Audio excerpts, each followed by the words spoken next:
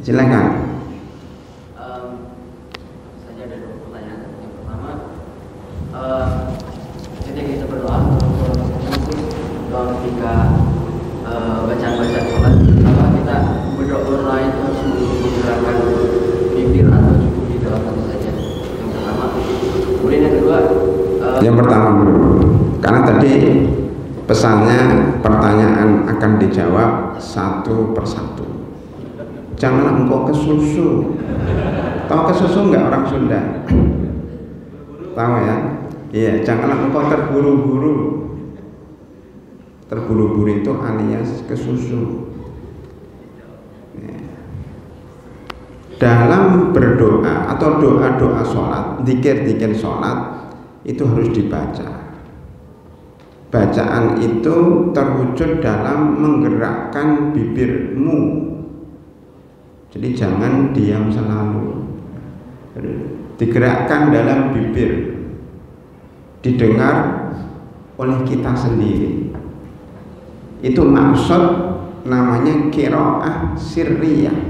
Qiraah sirriyah, membaca secara pelan, bukan dibatin. Kalau Anda sering membaca dan zikir di batin, itu namanya ilmu kebatinan. Al-Islam, pesantren Islam ini memerangi ilmu kebatinan. Enggak boleh dibatin terus, apa-apa dibatin, apa-apa dibatin. Harus diucapkan. Mewakilinya lewat gerakan mulut. Bismillahirrahmanirrahim. Alhamdulillahirabbil alamin. Maliki yaumiddin. Iyyaka na'budu wa iyyaka nasta'in. Ihdinas siratal mustaqim. Siratal ladzina an'amta 'alaihim ghairil maghdubi 'alaihim waladdallin. Amin. Begitu, tapi didengar sendiri, tidak dikeraskan sehingga tetangganya mendengar. Tidak boleh begitu, tapi bibirnya bergerak, kita dengar sendiri. Itu yang sahih seperti itu. Termasuk berdoa. Banyak ibu-ibu yang bertanya, Ustaz, kalau kita berdoa dalam sujud, pertama boleh nggak pakai bahasa Indonesia? Ketika dijawab tidak boleh pakai bahasa Indonesia, karena sholat itu dari awal sampai akhir pakai bahasa Arab, termasuk adzan pakai bahasa Arab, termasuk baca Al-Quran pakai bahasa Arab. Tidak boleh pakai bahasa Indonesia kecuali di luar sholat. Pertanyaan kedua, boleh nggak dibatin? Tidak boleh dibatin, harus terucap. Ya, ketika sujud, ketika duduk sebelum salam, itu harus terucap melalui gerakan mulut. Tidak boleh dibatin. Coba kalau Anda sholatnya batin gimana?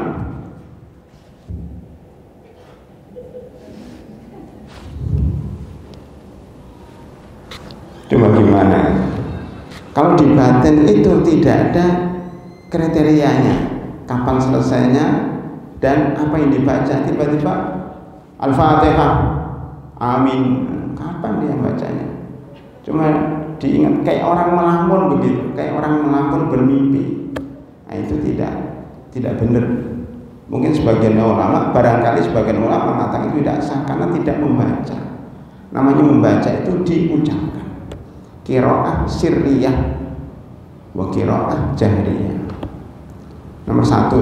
Sekarang nomor dua. Pernah dilanjut misalkan ada satu keluarga itu ada 6 orang membayarkan zakat fitrah ke sebuah lembaga masjid. Kemudian panitia ketika berunding itu mendata siapa saja yang berhak menerima zakat. Setelah didata 6 orang itu orang yang berhak menerima zakat. Seperti apa? Ya, pertanyaannya hampir terjadi di berbagai tempat. Orang membayar zakat sekaligus mendapatkan zakat. Karena zakat fitri, ini khusus zakat fitri ya. Karena zakat fitri itu sebenarnya yang benar itu zakat fitri, bukan zakat fitrah. Jadi kalau bahasa Arabnya zakat fitri, kalau bahasa Indonesia zakat fitrah. Karena saya juga dulu pernah nulis, kemudian juga saya baru meng-share makalah judulnya zakat fitrah. Saya bilang ini salah, tapi sudah saya tulis 10 tahun yang lalu. Yang benar zakat fitri, karena fitrah dengan fitri itu beda. Ya. Fitrah itu sesuatu yang Allah ciptakan dalam diri manusia. yang sudah menjadi karakter manusia sehingga menjadi fitrah dalam dirinya. Fa'aqim wajhaka lid-dini hanifa fitratallahi allati fataran nas 'alaiha la tabdila li khalqillah dzalika dinul qayyim walakinna aktsaran nasi la ya'lamun. Surat 31 ayat 30. Surat Ar-Rum, surat 30 ayat 30 sampai 31 ya. Jadi surat Ar-Rum ayat 30-31 menyebutkan tegakkan, hadapkan wajahmu kepada agama yang lurus atau agama yang condong kepada kebenaran. Karena hanif itu bukan lurus, tapi maknanya condong kepada kebenaran, jauh daripada kebatilan. Hanifah. Lah, agama yang lurus, yang condong kepada kebenaran adalah agama Islam yang merupakan fitrah manusia. Fitratallahi allati fataran nas 'alaiha. Yaitu manusia ketika lahir, ya, dia bayi yang baru lahir, itu kalau dibiarkan dia pasti akan memilih agama Islam. Inilah makna kullu mauludin yuladu 'alal fitrah. Setiap anak itu lahir dalam keadaan fitrah, yaitu dalam keadaan Islam, condong memilih yang baik, condong memilih agama yang benar. Hanya saja fa'abawahu yuhawidanihi au yunassiranihi au yumajjisani, hanya saja bapaknya, diterjemahkan lingkungannya, sekolahnya, ya, pesantrennya atau masyarakat di sekitarnya yang membuat dia berpindah kepada agama Yahudi, kepada agama Nasrani, dan kepada agamanya Majusi, yang sebenarnya tiga agama ini menyalahi fitrah manusia. Karena fitrah manusia itu hanya menyembah kepada satu Tuhan. Itu fitrah dari sisi agama. Fitrah dari sisi sosial dan kemanusiaan, seperti orang menyebutnya sangat manusiawi kalau orang itu lapar. Kalau lapar ingin makan, kalau haus kepingin minum. Fitrah manusia itu kalau sudah dewasa kepingin menikah, itu fitrah. Kemudian fitrah juga, ya, orang itu kepingin bersosialisasi kepada yang lain, itu fitrah. Jadi apa ya, disebut dengan karakter manusia. Karena manusia itu namanya dari sisi bahasa al-insanu itu artinya ada tiga. Al-insan mana nasia, makhluk yang suka lupa. Kadang-kadang saya mikir manusia, itu dari bahasa Arab, manusia, apa-apa yang dilupakan. Jadi manusia itu dari bahasa Arab, makhluk yang sering lupa. Maka ketika Nabi Adam lupa, nasia Adam, maka disebut dengan manusia pada waktu itu. Kemudian yang kedua, manusia itu artinya an-nausu, yaitu makhluk yang suka bergerak, beraktivitas. Kita sebagai manusia fitrahnya lupa.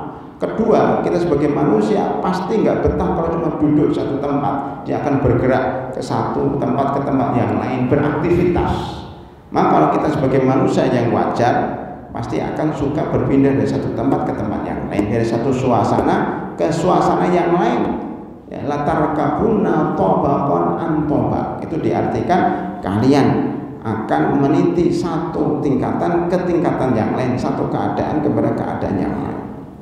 Makanya Al-Haris, nama Haris itu bagus sesuai dengan sunnah. Kan Al-Haris itu manusia yang bekerja, yang beraktivitas. Haris. Yang ketiga, manusia disebut manusia dari kata al-anisu. Al-anisu itu makhluk yang suka bersosialisasi, kepingin punya teman. Tidak mungkin kalau kita hidup sendiri, namanya ada teman disuruh menjaga pesantren seorang diri, pasti nggak betah. Bagaimana dia betah dengan pesantren seperti ini? Nabi Adam alaihissalam disuruh nunggu surga pun nggak betah, gitu.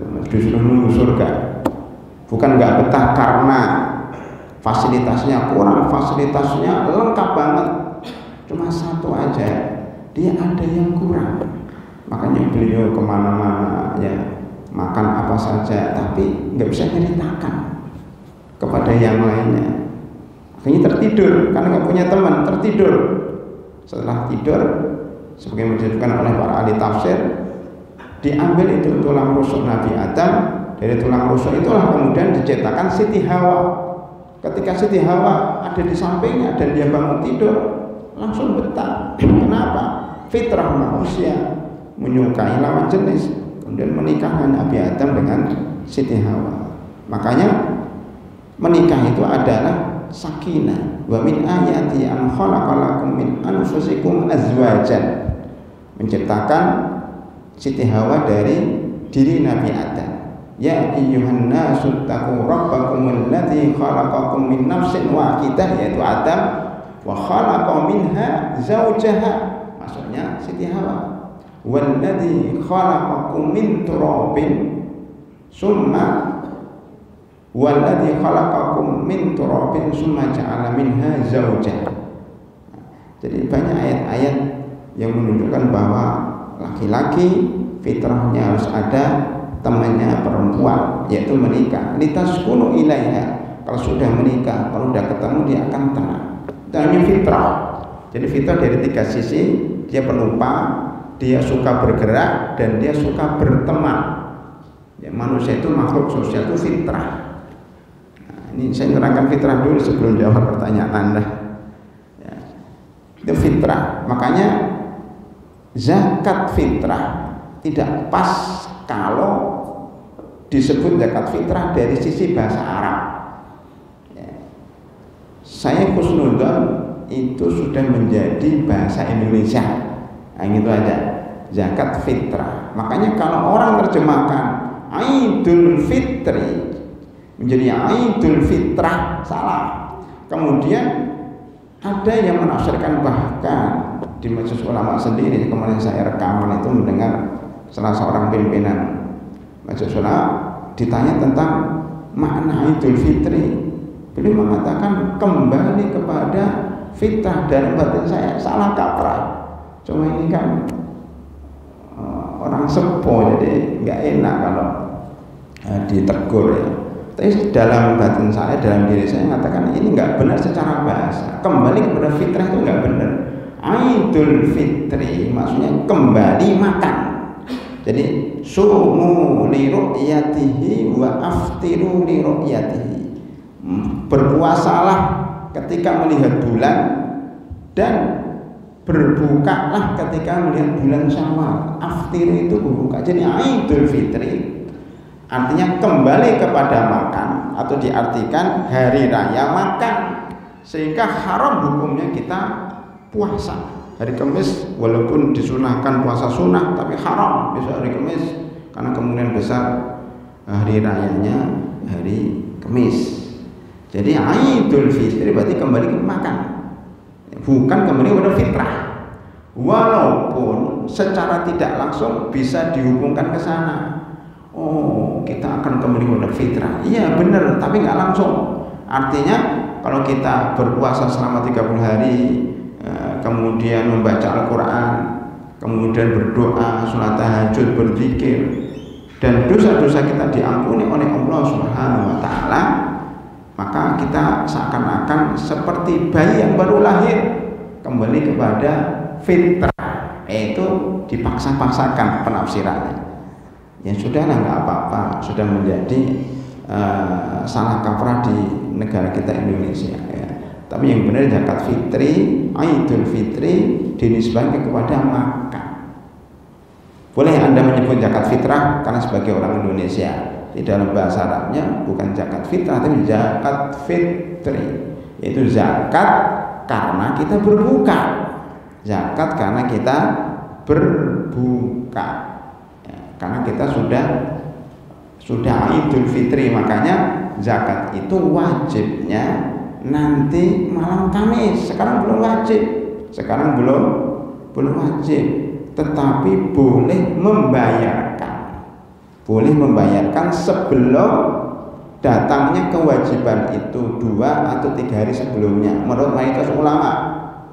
Bahkan Abu Hanifah memberikan bayar dari awal Ramadan, tapi di dhaif, yang sahih 3 atau 2 hari sebelum Idul Fitri dibayarkan. Jangan pula membayarkan tanggal karena ini menyalahi kaidah bahwa membayar sebelum ada kewajiban.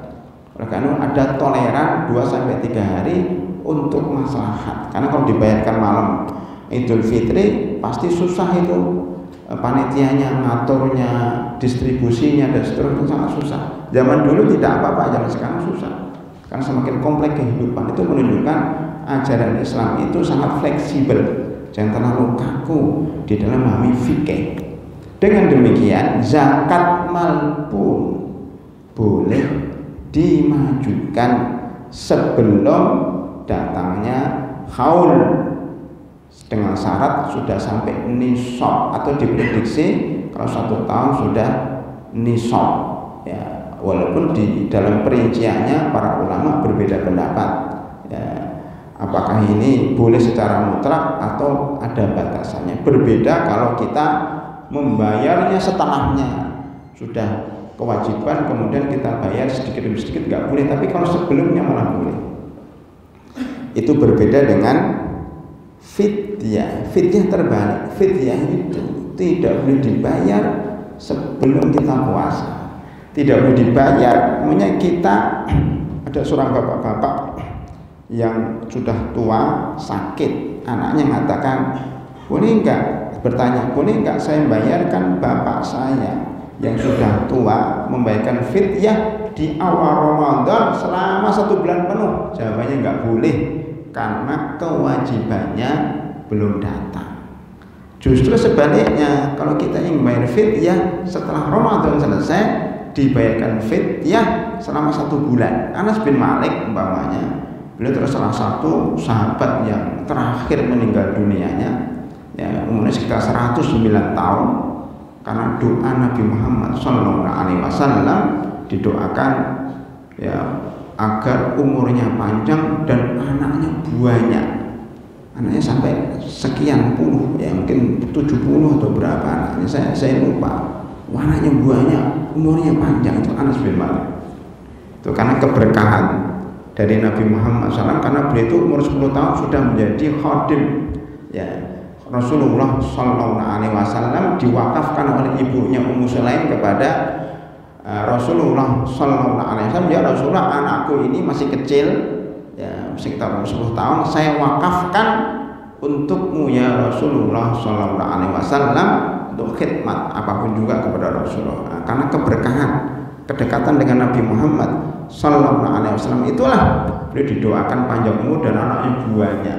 Lah beliau ketika sudah lanjut usia nggak bisa puasa, maka beliau mengumpulkan ya orang miskin di akhir Ramadan dan dibayar fidyahnya sekaligus di akhir Ramadan, bukan di awal Ramadan. Jadi bayar fidyah berbanding terbalik dengan bayar zakat.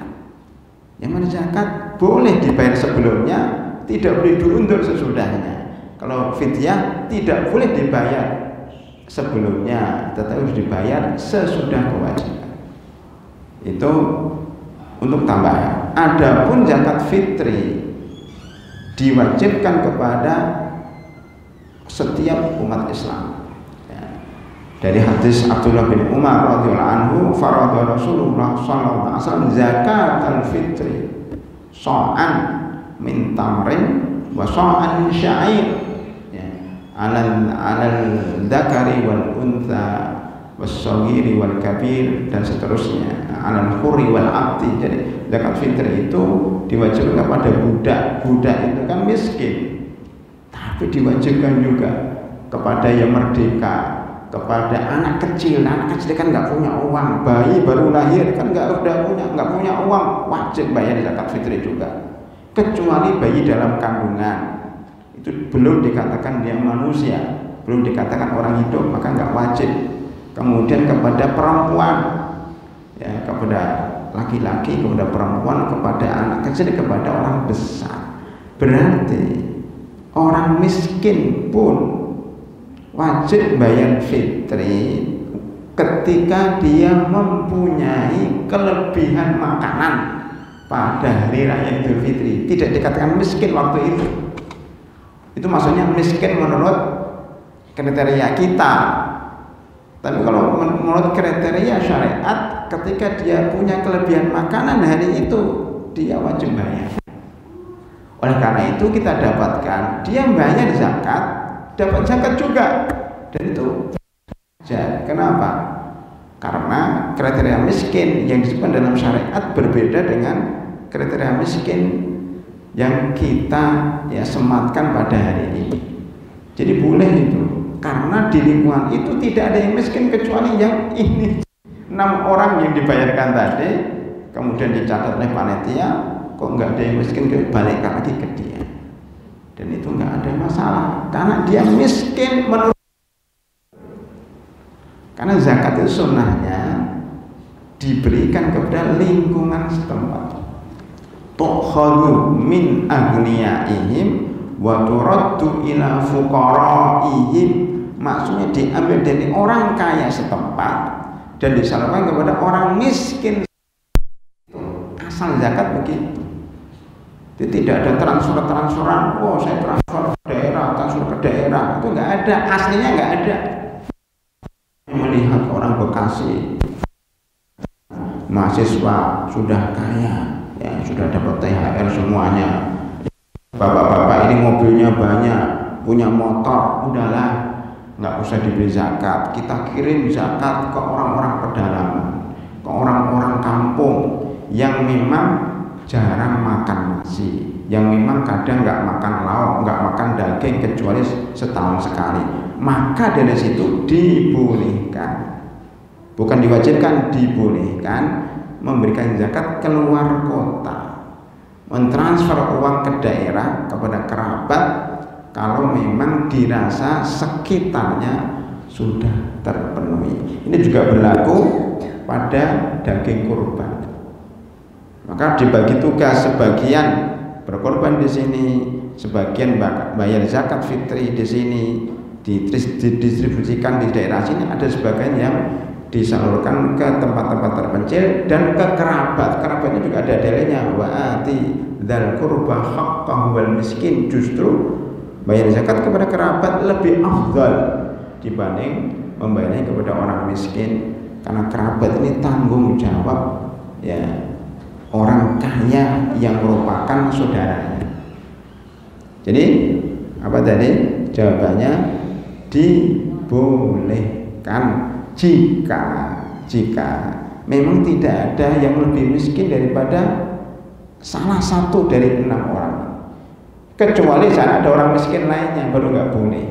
Nah, kemarin yang menarik ada salah seorang alumni Al-Islam, entah dia di mana, saya tidak mengetahui keberadaannya. Cuma pertanyaan sangat unik, Ustaz, saya ini membayar zakat sekaligus saya ini panitia. Ini uniknya alumni Al-Islam, dia yang bayar zakat sekaligus panitia, sekaligus pencatatnya.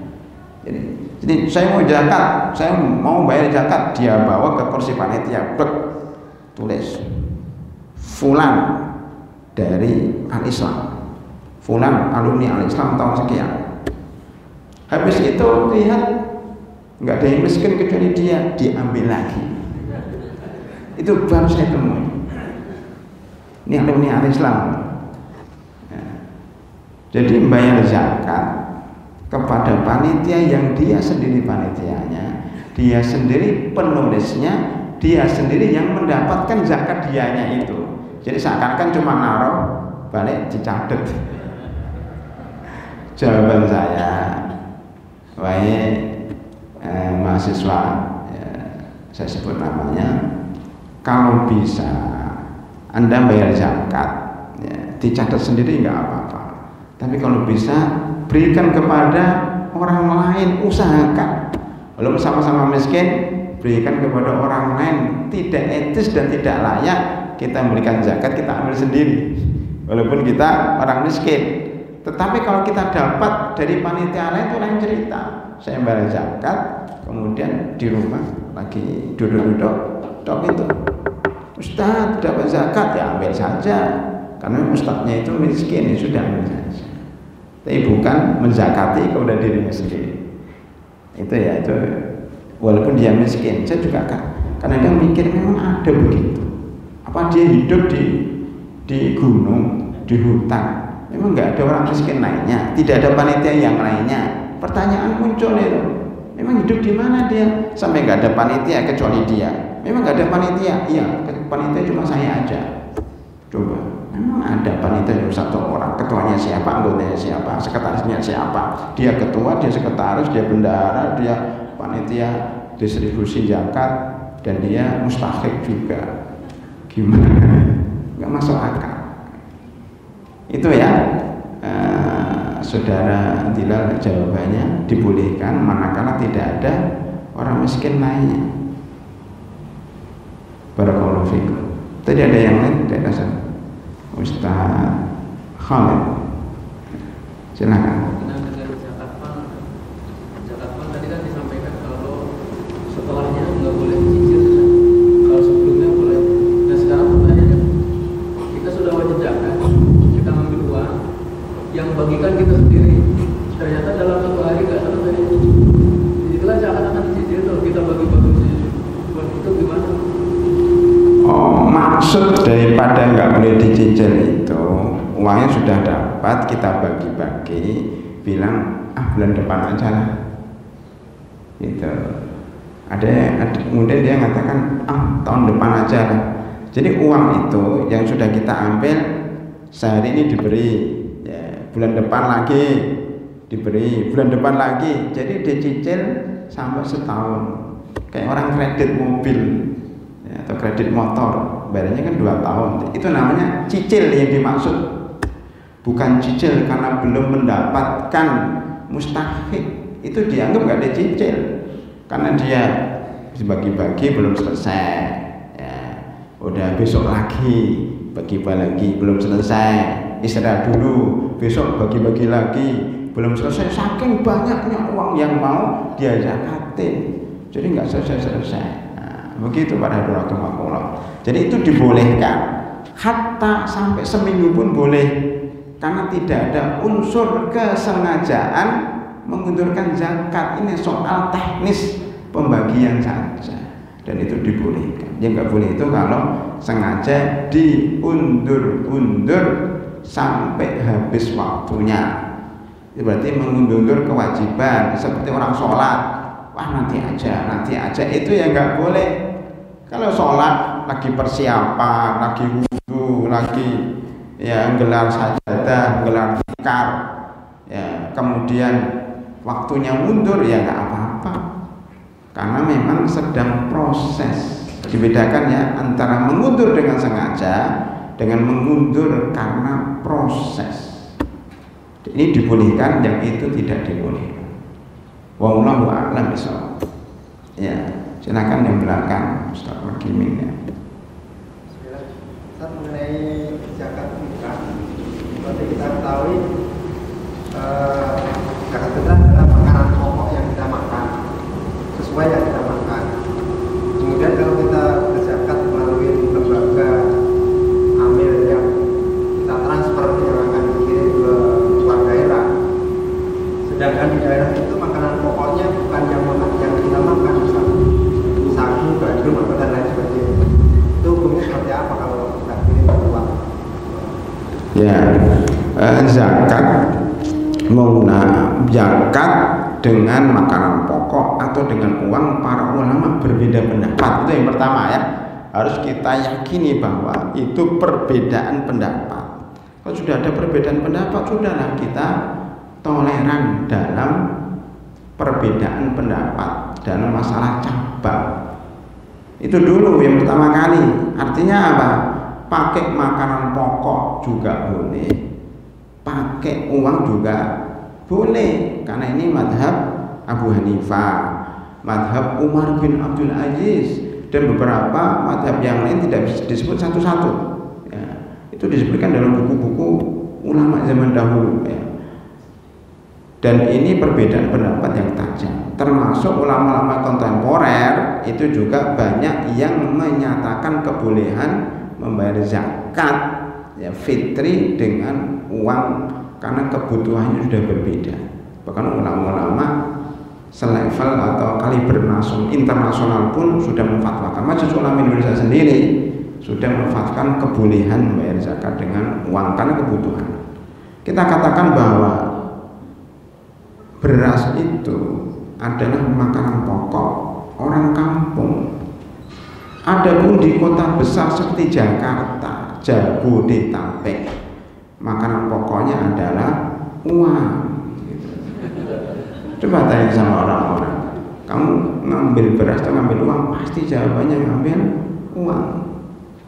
Jadi sampai sekarang itu mereka masih menghafal mahfudzat itu. Kulla syai'in muta'alliqun bil fulus, bidunil fulus manfus, itu yang terngiang-ngiang terus itu. Segala sesuatu itu tergantung sama fulus, tanpa fulus manfus.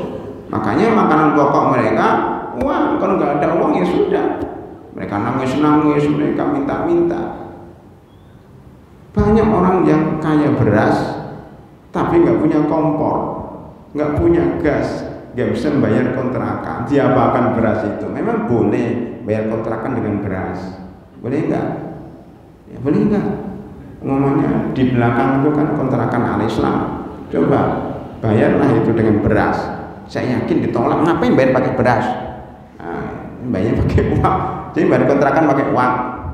Ya, beli makanan pakai uang, beli baju untuk anak-anaknya pakai uang, ya kan? Lah, Idul Fitri zaman sekarang kebutuhannya kompleks. Zaman dulu Idul Fitri makan saja, pas sekarang baju. Walaupun sebenarnya nggak harus baju baru, tapi udah terlanjur masyarakat itu, image-nya itu sudah salah, harus pakai baju. Anak harus pakai baju baru, nangis tiap malam, ingin beli baju baru, ingin beli sandal baru, nggak punya uang, adanya beras 1 ton. Kecuali kalau bisa beli baju di pasar Kecapi dengan beras, kan banyak di pasar Kecapi. Cobalah, Pak beli baju ini pakai beras, nggak mau, pakai fulus katanya. Nah, itu jadi maksud bahwa makanan pokok orang kota itu fulus, orang kampung masih oke beras lah.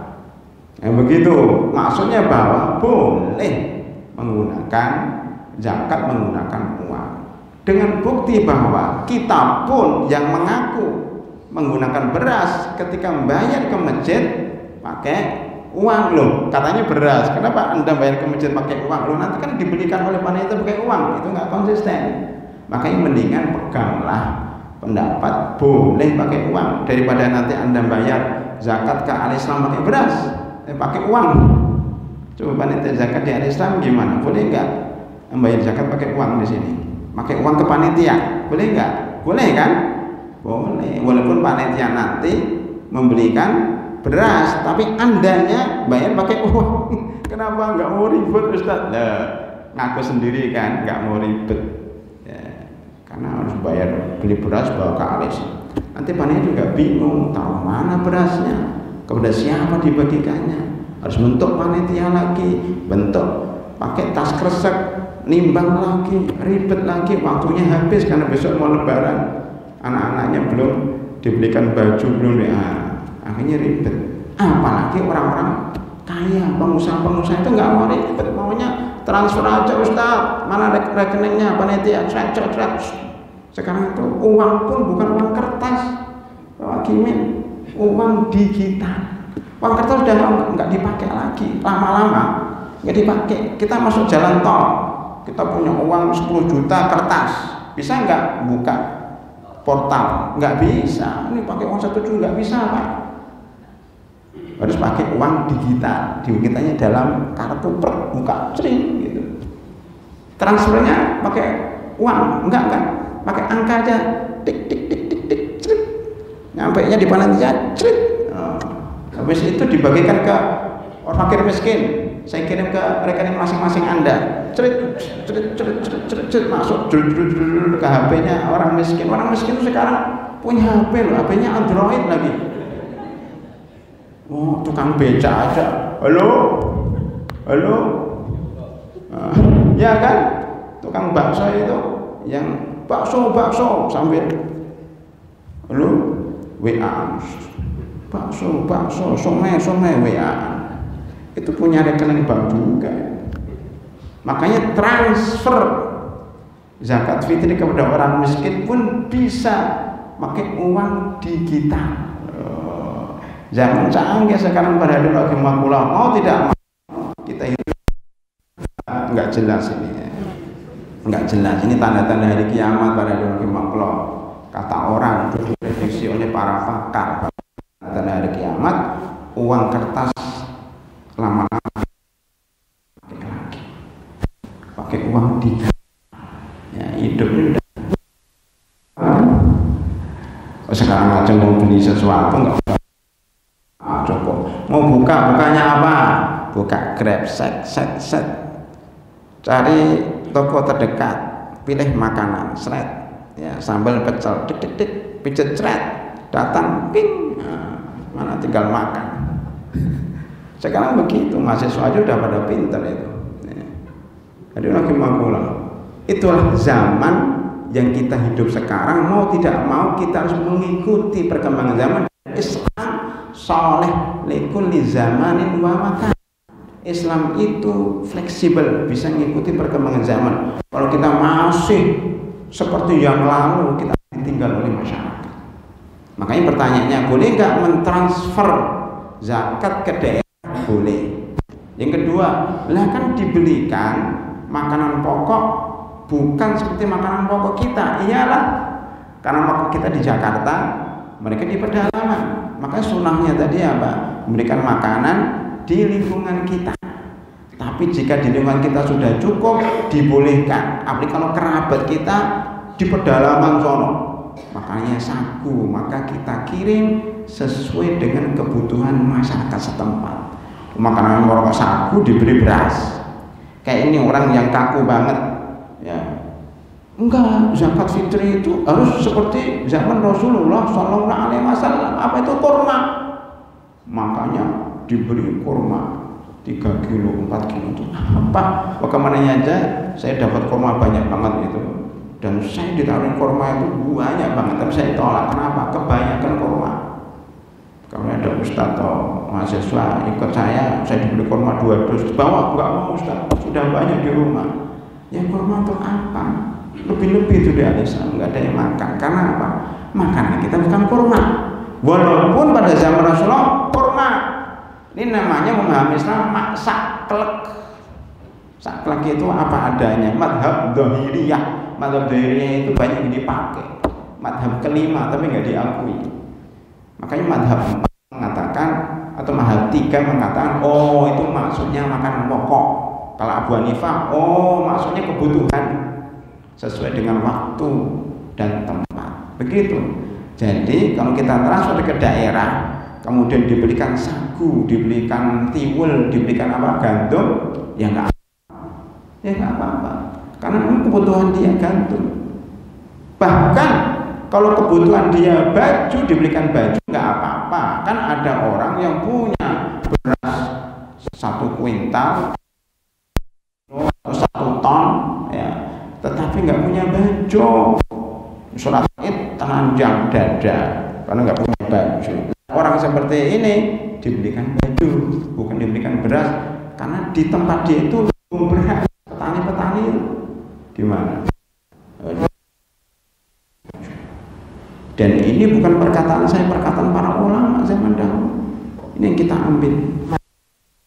Islam itu memenuhi kebutuhan masyarakat sesuai ya dengan kondisi yang dia alami.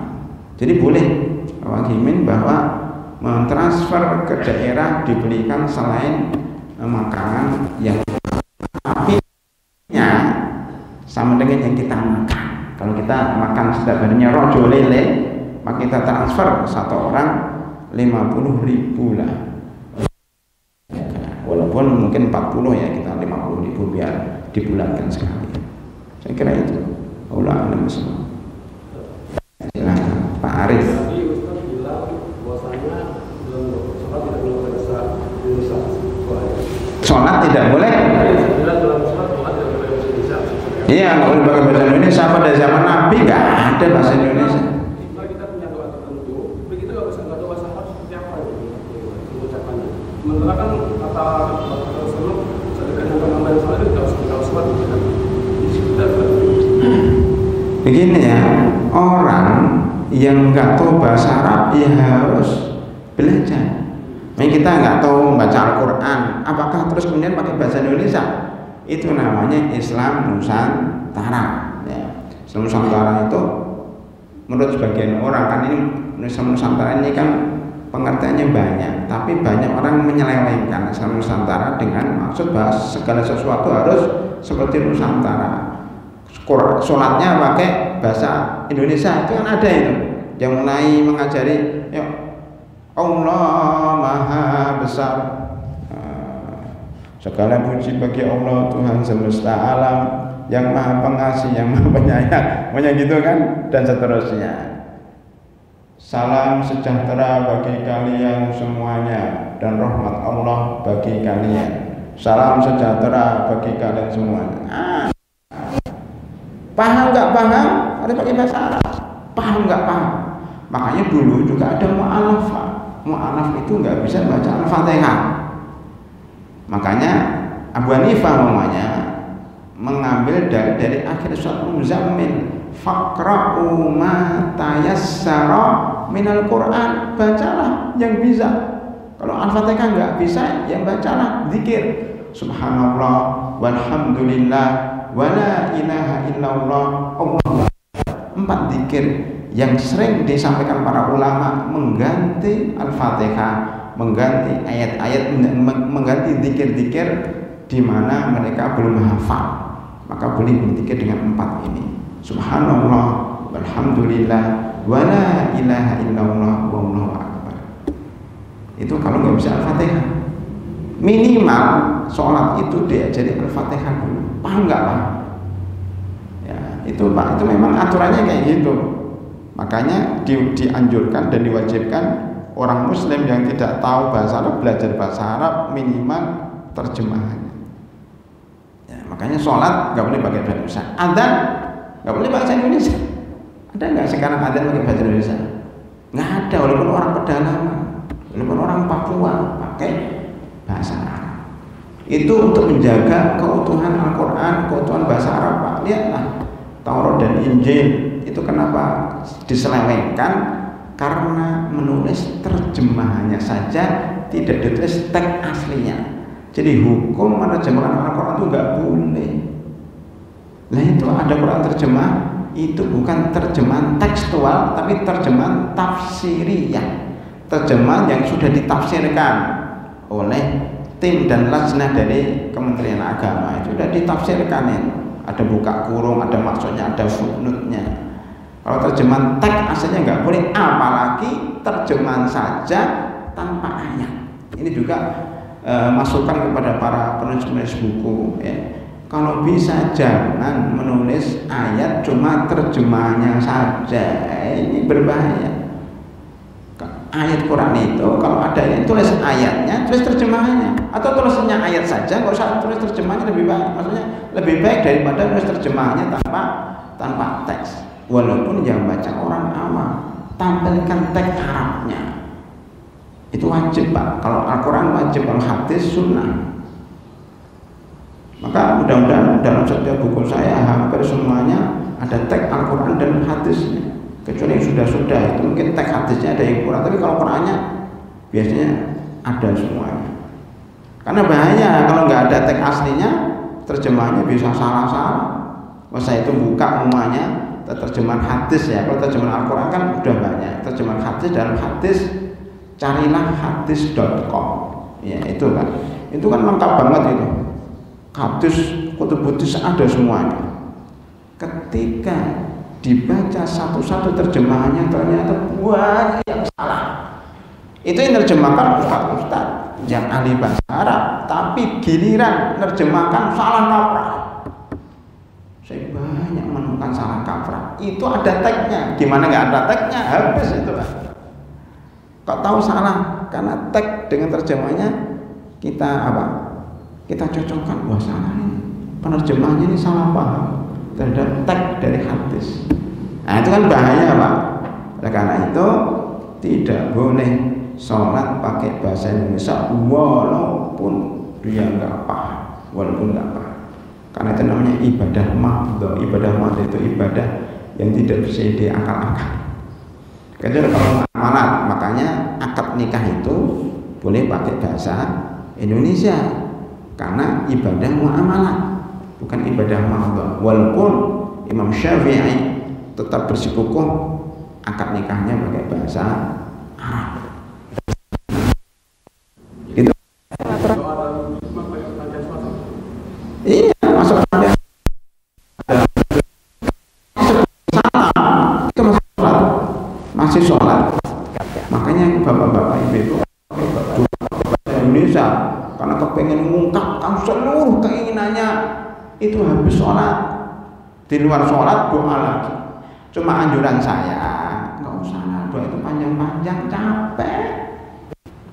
Nah terus doa saja, doa sapu jaga, Rabbana atina fid dunya hasanah wa fil akhirati hasanah wa qina adzabannar. Nggak nyampe setengah menit tapi udah mencakup seluruh doa yang kita inginkan selama hidup kita, udah masuk situ. Makanya kami anjurkan sudahlah hafal doa dari Quran, doa dari hadis, selesai semuanya. Nggak usah khawatir Allah tidak memberikan sesuatu pada Anda, kan sudah mencakup semuanya di situ, Pak.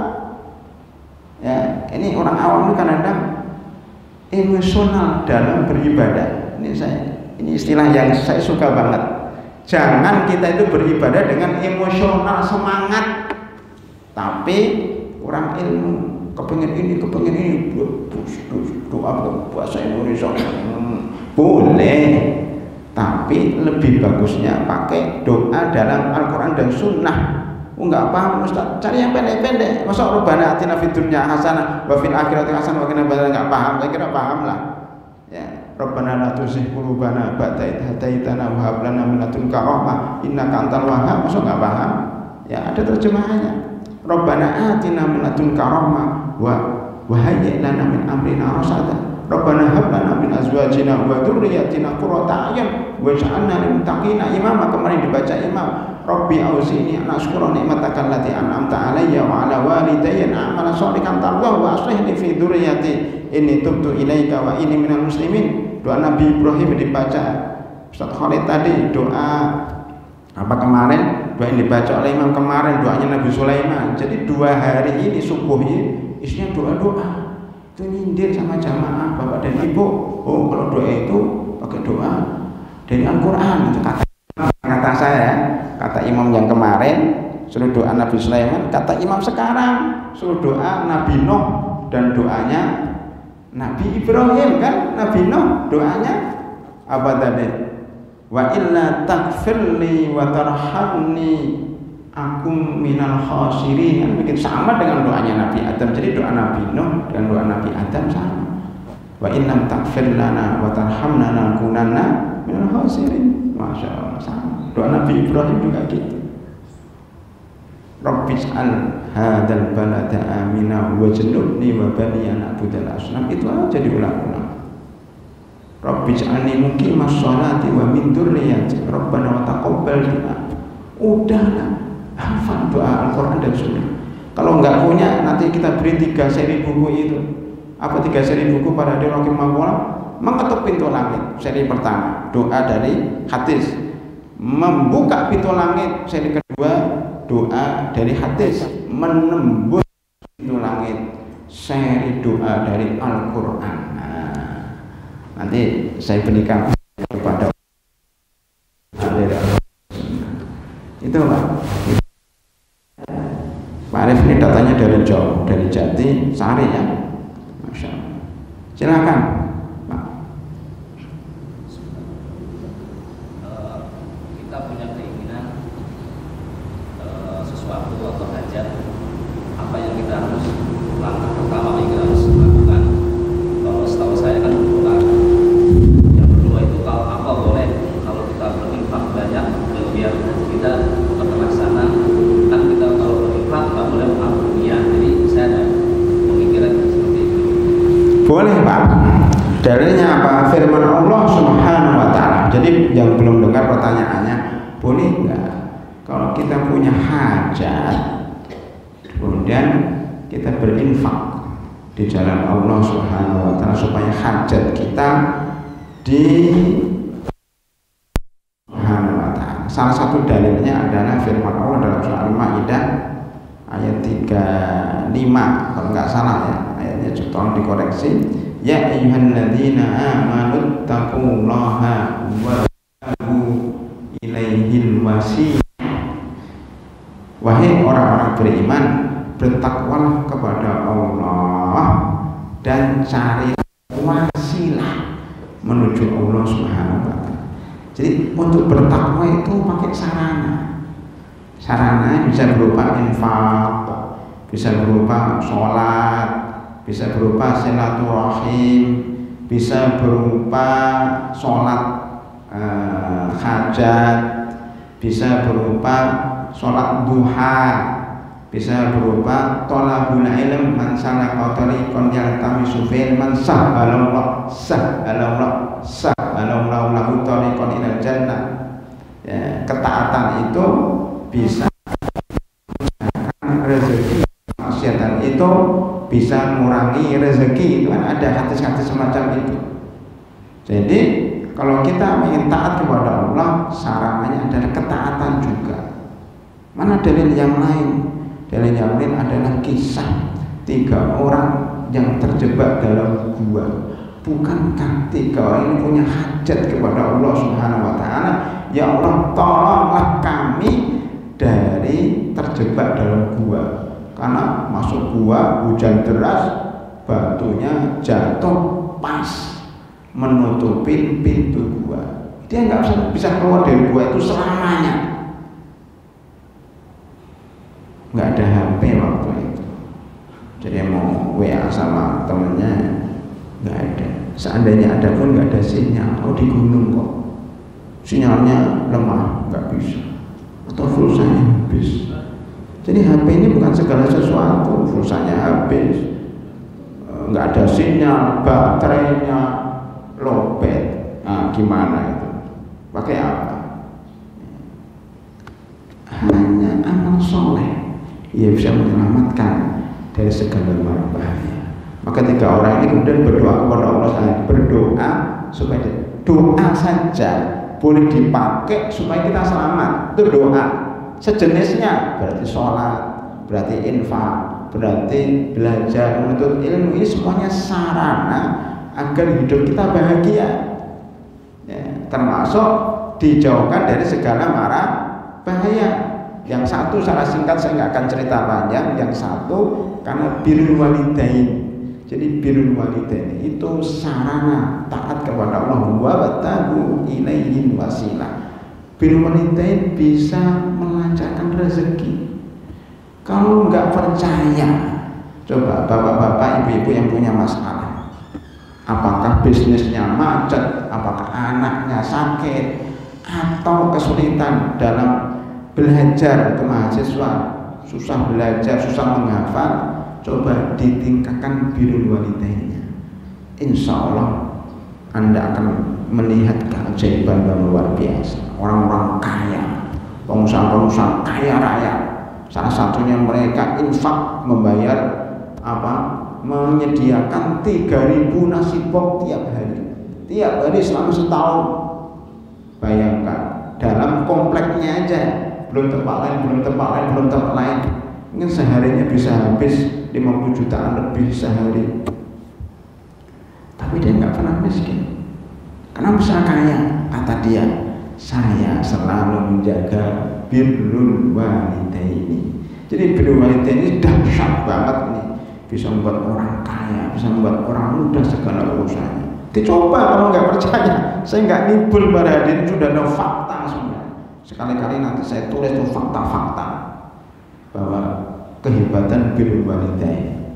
Apalagi yang kedua, ini nyatanya setelah beliau berdoa, ya Allah saya pernah punya orang tua, saya gini-gini birrul walidain, akhirnya batunya itu geser, grek. Lu kok bisa? Kan hebat itu, grek. Setelah birrul walidain, grek, terbuka dikit, cuma belum bisa keluar. Coba kamu yang kedua berdoa, ya Allah. Dia menceritakan bahwa dia dulu punya saudara perempuan yang utang sama dia, kemudian dia syaratkan mau berzina dengan perempuan itu. Ketika mau berzina, dia bilang ittaqillah perempuannya, taklah sama Allah.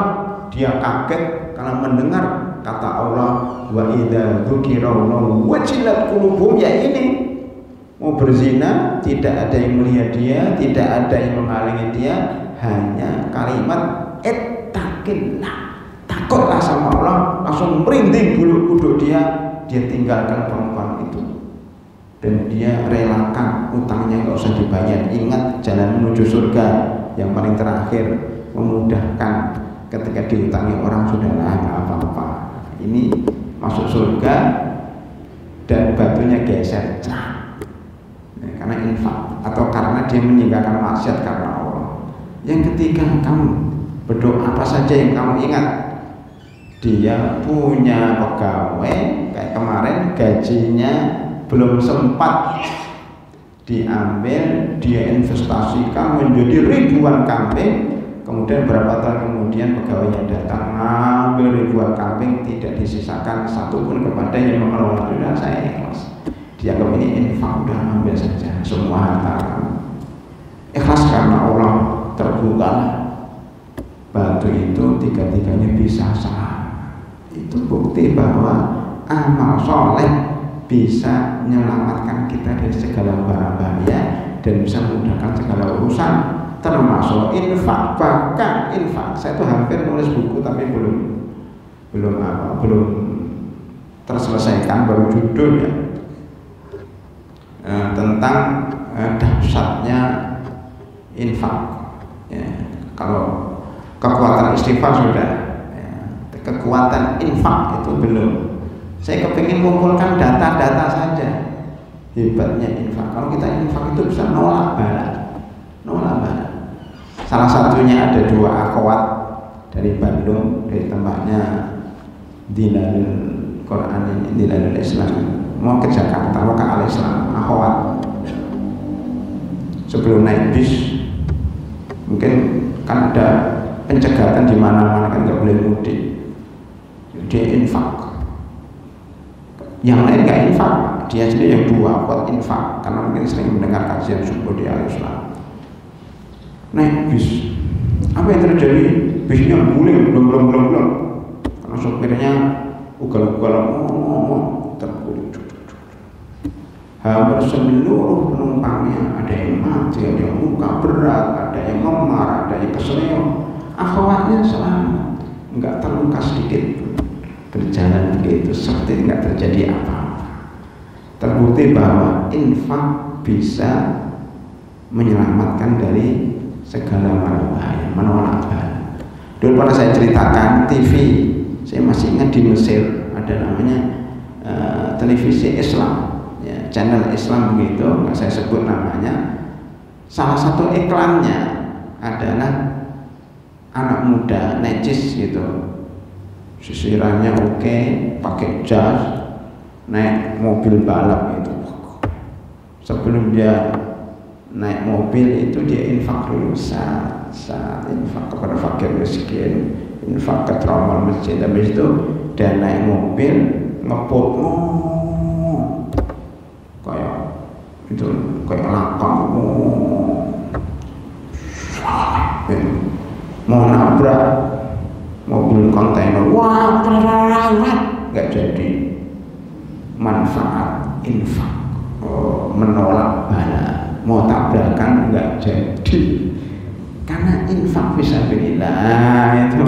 Jadi infak itu bisa menyelamatkan dari segala mara bahaya. Secara nalar manusia dia tabrakan, secara nalar manusia dia mati, tapi dia nggak mati karena infak fisabilillah.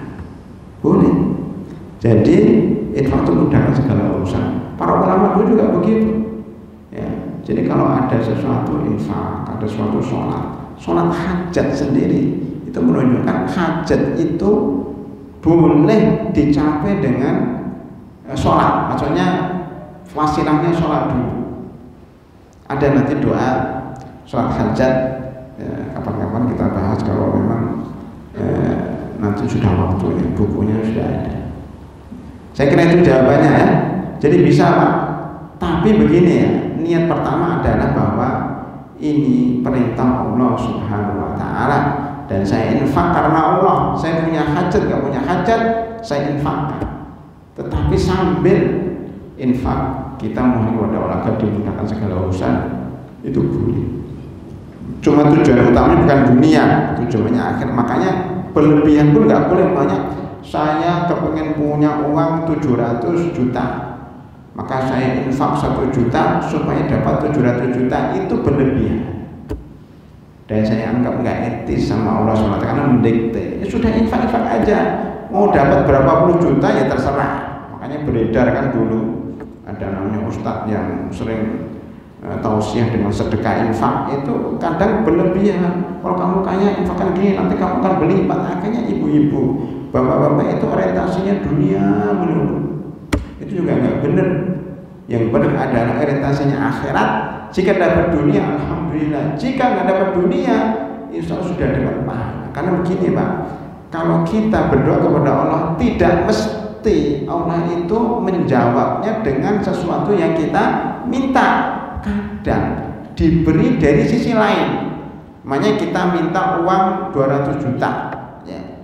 Allah nggak beri 200 juta, tapi kita sehat. Kita selamatkan dari segala mara bahaya, kita selamatkan dari kecelakaan, kita selamatkan dari penyakit COVID namanya, yang kalau kita berobat biayanya 200 juta. Jadi seakan-akan Allah sudah memberikan dalam bentuk lain. Tapi yakin Pak, tidak mesti yang kita minta. Oleh karena itu saya anjurkan, kalau minta sama Allah itu jangan detail-detail. Kita tuh nggak tahu yang kita minta itu baik untuk kita atau tidak. Itulah yang saya maksud, doa dengan doa-doa Al-Quran dan Sunnah. Karena doa itu doa minta hidayah, doa minta ketakwaan, doa minta kekayaan hati. Hampir semuanya itu doa-doa minta kebahagiaan di akhirat sebelum dunia. Kalau minta rezeki, mintalah rezeki. Nggak usah ditentukan saya minta rezeki sekian, nggak perlu. Rabbi firli warhamni wahdini wa'afini warzuqni. Selesai itu doa ketika duduk ya. Pertama minta maghfirah, kedua minta hidayah, kedua minta maghfirah, kedua minta rahmah, ketiga minta hidayah akhirat semuanya. Baru dunianya minta kesehatan dan minta rezeki umum. Pada subuh kita diperintahkan berdoa, Allahumma inna as'aluka ilman nafi'an wa rizqan thayyiban wa amalan mutaqabbalan. Enggak ada rezeki berapa, enggak disebut. Termasuk tidak etis berdoa kalau kita menentukan nilainya. Udah terserah Allah, yang penting saya minta rezeki yang bermanfaat, yang thayyib, yang halal, yang berkah, itu aja. Itu Pak ya. Insya Allah akan berikan rezeki sesuai dengan keperluan kita, sesuai dengan keperluan kita dan maslahat kita.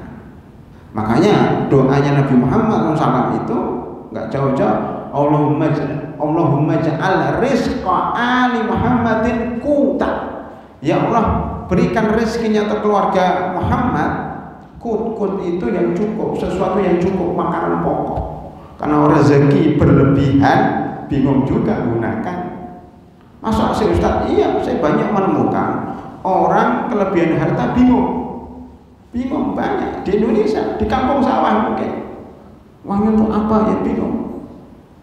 Di Italia ya setahu saya, ya di Italia itu orang kaya raya, kekayaannya luar biasa. Apapun di Jepang, apapun yang dia inginkan, bisa mau beli apa, bisa mau beli kapal selam, bisa, nggak usah iuran. Kumpulkan untuk beli kapal selam, nggak perlu. Iuran itu buat pesantren, buat anak yatim. Kalau buat kapal selam itu tugas negara, bukan tugas rakyat. Maksud saya itu bisa dibeli satu orang Jepang, beli kapal selam, beli pesawat, bisa. Oh dia kaya raya. Tapi semakin dia beli sesuatu, malah tambah bingung. Segala sesuatu yang gitu kan ada semuanya, sudah dilakukan semuanya, dia tambah bingung. Akhirnya apa? Stres dia. Karena stres, jam 12 malam dia keluar menyamar, ajudannya nggak tahu dia menyamar. Saking bingungnya dia jalan ke jembatan, lihat jembatan, kayaknya mau terjun. Nggak usah dia, kita aja yang normal. kalau ya jembatan itu mau terjun. Yang normal ya, apalagi yang stres, ada yang kamu terjun beneran mati.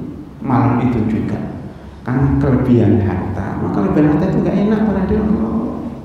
Enaknya itu pas kurang harta juga nggak enak. Pas kepengen beli motor ada uangnya, itu pas beli mobil ada, pas nggak butuh nggak ada uang. Itulah Islam. Jadi Allah itu akan rezeki kita sesuai dengan kebutuhan. Lihatlah, kalau mahasiswa belum nikah, ya itulah rezekinya dikit. Walaupun dia banting tulang siang malam, ya cuma segitu aja. Karena Allah tahu kebutuhannya cuma untuk pribadi dia. Tapi ketika dia sudah menikah, punya istri, istrinya perlu nafkah, perlu rumah kontrakan, perlu motor cicilan, perlu rezeki. Coba lihat teman-teman Anda yang baru nikah, suruh cerita gimana dapat rezeki. Ajaib banget. Dibukakan Allah pintu-pintu rezeki. Itu belum punya anak, rezekinya masih tambah dikit. Punya anak 1, rezekinya tambah dikit. Punya anak 2, tambah dikit. Punya anak 7, anak 8, semakin banyak rezekinya.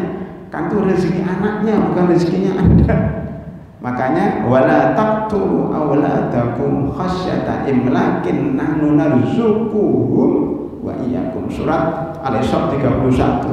Janganlah kalian membunuh anak kalian karena takut miskin. Sesungguhnya kami yang memberikan rezeki kepada anakmu dan kepadamu. Jadi bapak kita itu numpang rezeki kepada anak-anak kita. Artinya Allah itu akan memberikan kepada kita rezeki sesuai dengan keperluan dan kemampuan kita. Itu aja. Berarti kalau kita rezekinya dikit, bilang aja saya belum mampu nih mengemban amanat. Kalau rezekinya banyak, makanya Allah baru memberikan rezeki sedikit gitu aja, enak. Itu pada dirinya, mintalah rezeki, serahkan sama Allah. Ya, jadi rizqan thayyiban, titik, nggak usah dirinci. Wallahu ya'lamu wa antum la ta'lamun. Ada yang lain? Silakan Pak. Ya, masih ada 2 ya. Tentang zakat mal.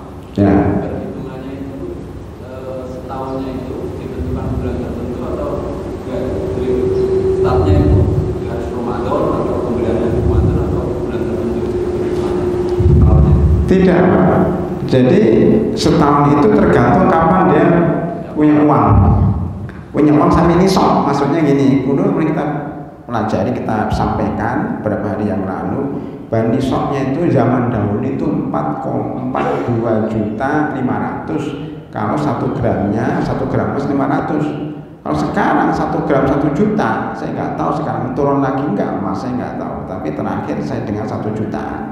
Berarti nisabnya 85 juta.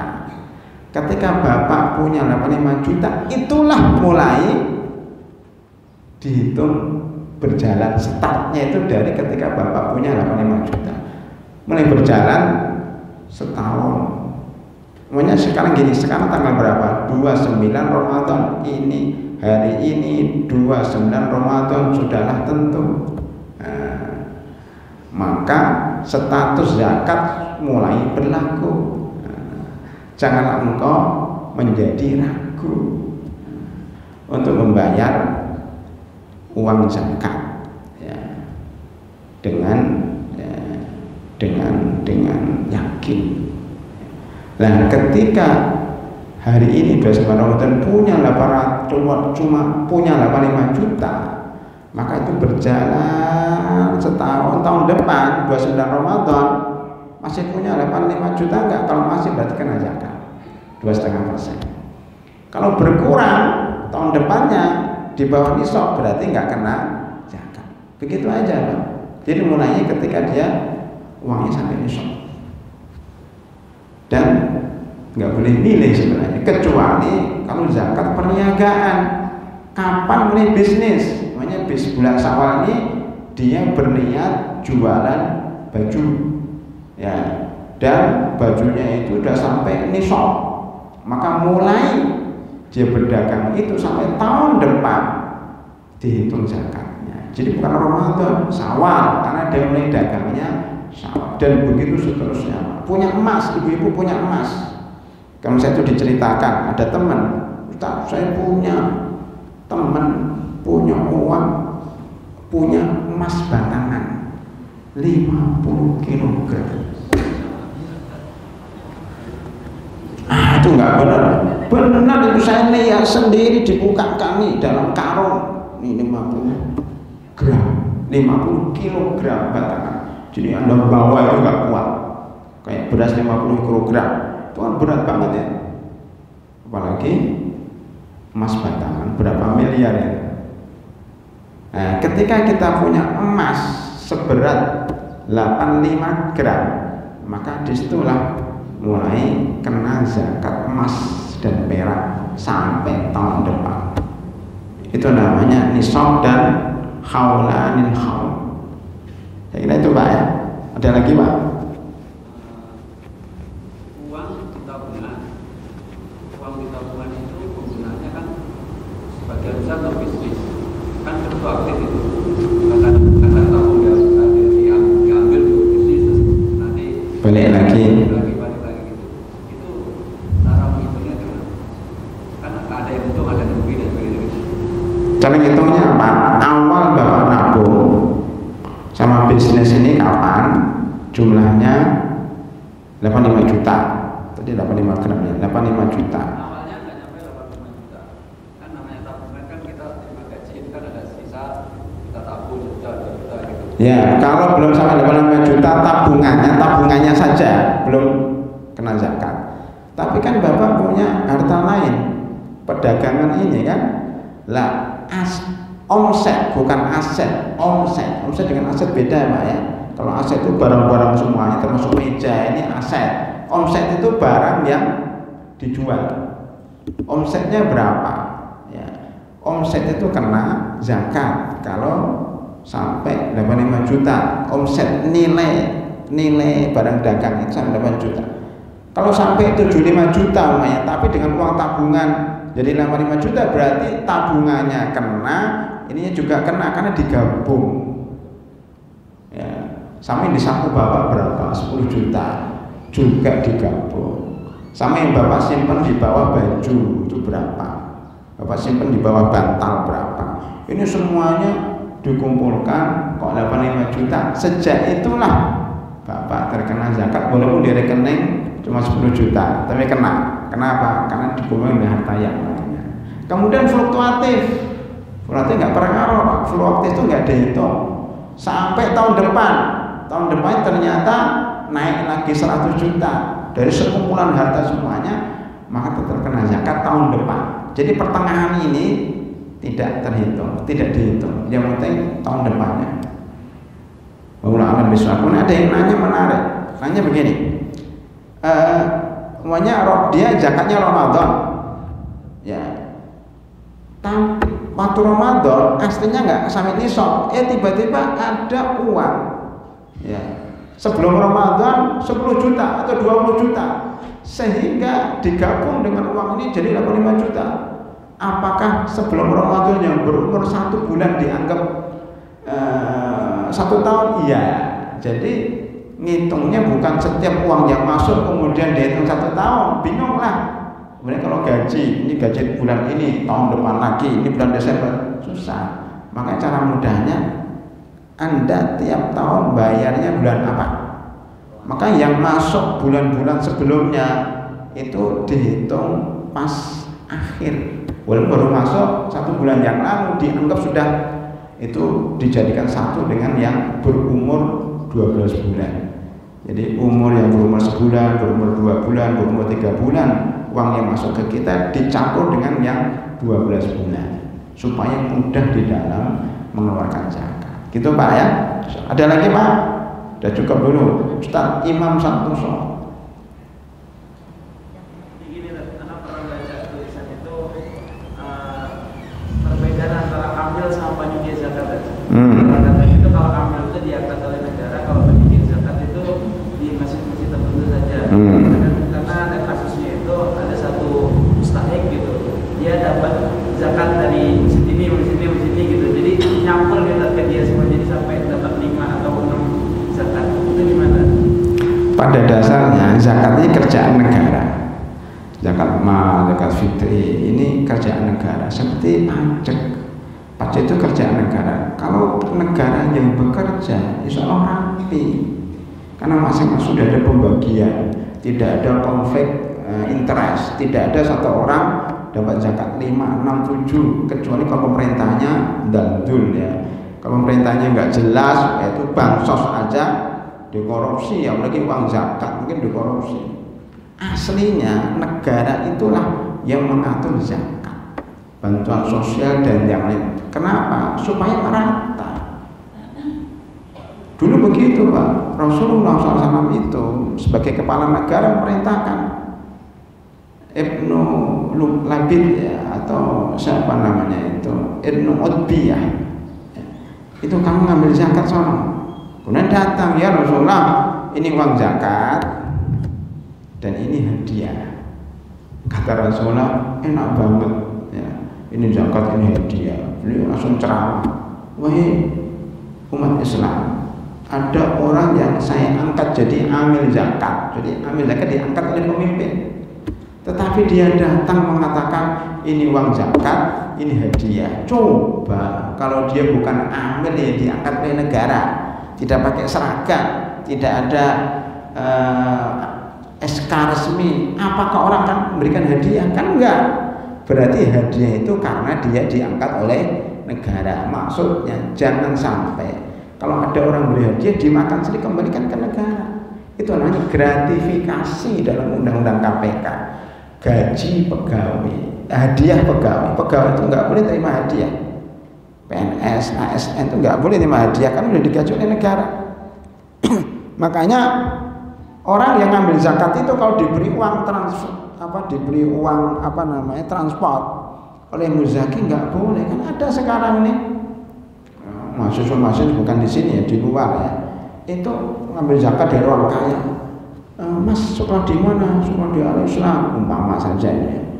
Oh gimana makanannya enak enggak? Oh kurang umpama ya. Kemudian dapat beasiswa enggak? Wah kasihan, pakainya lusuh, sandalnya jepit. Nih saya tambahin ya, saya untuk kamu umpamanya, kasihlah diberi uang 2 juta. Dia senang. Nanti ketika masuk ke panitia zakat, dia mengatakan ini zakat. Ini dalam kantongan, oh ini hadiah untuk saya Pak. Nah kayak gitu itu nggak boleh. Hadiah dia itu harus diberikan ke panitia juga. Kecuali panitia mengatakan udahlah untuk kamu. Kenapa? Dia itu diberi hadiah karena atas nama lembaga yang dia wakili, taruhlah umpamanya Al-Islam. Kenapa diberi hadiah? Karena pakai level pakai logo Al-Islam. Orang itu suka sama Al-Islam, bukan suka sama kamu. Karena kamu mahasiswa Al-Islam, kamu diberi. Oleh karena itu harus dilaporkan kepada Al-Islam. Yang kadang-kadang mahasiswa salah paham, dapat ini untuk saya, bukan karena kamu, itu karena Al-Islamnya. Dilaporkan ke Al-Islam. Begitu juga kalau kita mengirim orang lomba musabaqatul Quran dan menang umpamanya, pada hakikatnya semua hadiah itu harus dikembalikan kepada pesantren, karena yang muter pesantren. Tetapi karena pesantren baik, udahlah hadiahnya kamu ambil walaupun jumlahnya juta. Ketika umpamanya dipotong, ya haknya pesantren, dipotong 15%, 10% itu dikit, mestinya 100% diserahkan kepada pesantren. Cuma diberikan sama dia karena punya kontribusi, begitu kan. Begitu maksud saya, bahwa apapun yang kita dapat, apalagi kalau yang mengirim adalah pesantren, berarti atas nama pesantren. Nah itu dulu begitu pada dulu, itu dimarahin itu. Kamu mentang-mentang jadi ambil zakat saya, kemudian dapat hadiah disimpan sendiri, dilaporkan dong. Masalah dia diberi berapa persen oleh Rasulullah itu lain cerita, tapi harus dilaporkan karena dia dapat gara-gara utusan Rasulullah SAW. Itu menunjukkan bahwa amil zakat harus diangkat oleh negara, dan zakat ini memang diatur negara. Alhamdulillah sekarang udah bagus ya, mulai Basnas dan sebagainya sudah didukung oleh negara. Kemudian ada Laznas itu bisa berdiri, lembaga amil zakat nasional, kalau bisa mengumpulkan 50 miliar per tahun. Al-Islam ini akan diangkat, di-SK-kan sebagai Laznas kalau bisa mengumpulkan 50 miliar per tahun. Ya, kemudian saya mengunjungi tanggal 28, malam 28 saya mengunjungi Masjid Al-Azhar di sentra primer. Itu saya sengaja nanya, sudah saya shooting dalam video itu, berapa yang masuk kalau untuk masjid ini Ustaz? 60 juta itu di masjid sentra primer. Kalau seluruh masjid-masjid Al-Azhar 6 miliar tanggal 28 kemarin, dan sehari itu 2 hari yang lalu sudah 6 miliar. Al-Islam sudah berapa miliar masuk? Itu baru berapa hari, mungkin sekarang sudah 10-15 miliar mungkin mereka dapat. Makanya Al-Azhar masuk dalam Laznas, setahun bisa 50 miliar. Termasuk dengan dakwah sudah Laznas karena bisa 50 miliar zakat, tapi dari seluruh Indonesia, seluruh cabang. Hidayatullah banyak, ada beberapa dompet duafa, rumah zakat kalau nggak salah gitu. Itu Laznas. Ada aturannya, Lasda itu 20 miliar minimal. Lasda daerah. Ya, masjid-masjid pun bisa Laznas kalau bisa sampai 50 miliar. Masjid Darussalam Kota Wisata belum sampai 50 miliar per tahun. Ya, nggak tahu masjid-masjid yang lain. Itu aturan dari negara, itu sudah ada penertiban.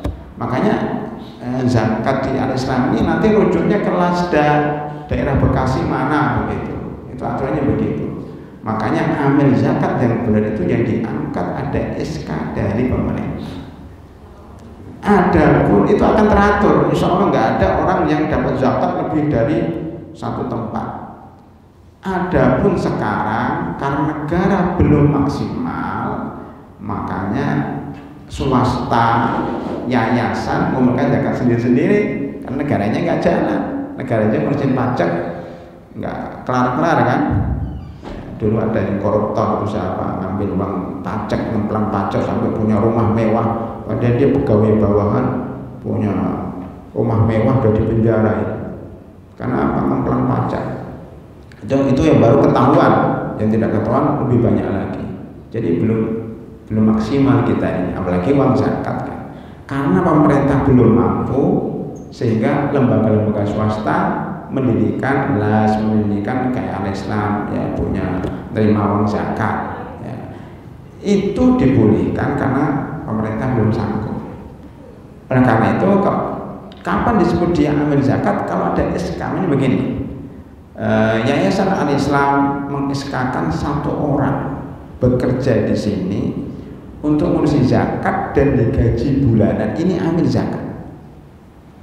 SK dari pemerintah atau SK dari yayasan swasta dan digaji. Jadi cirinya itu digaji karena bekerja untuk zakat saja, tidak bekerja di bidang lain. Jadi namanya amil itu ya 24 jam zakat. Yang sekarang ada adalah relawan panitia.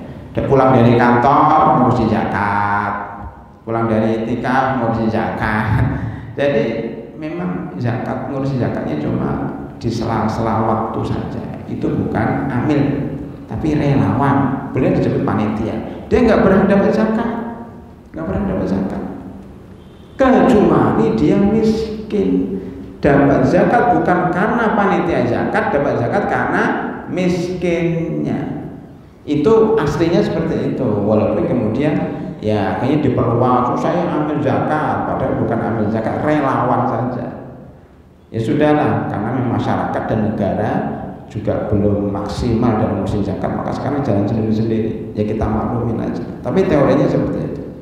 Kita ya, Mas Imam ya, Pak Isma, Masya Allah, semangat banget. Sudah disiapkan dalam 2 lembar banyak banget pertanyaan. Baik, ini masalah ini agak berbeda ini, ini masalah pernikahan. Oh, pernikahan.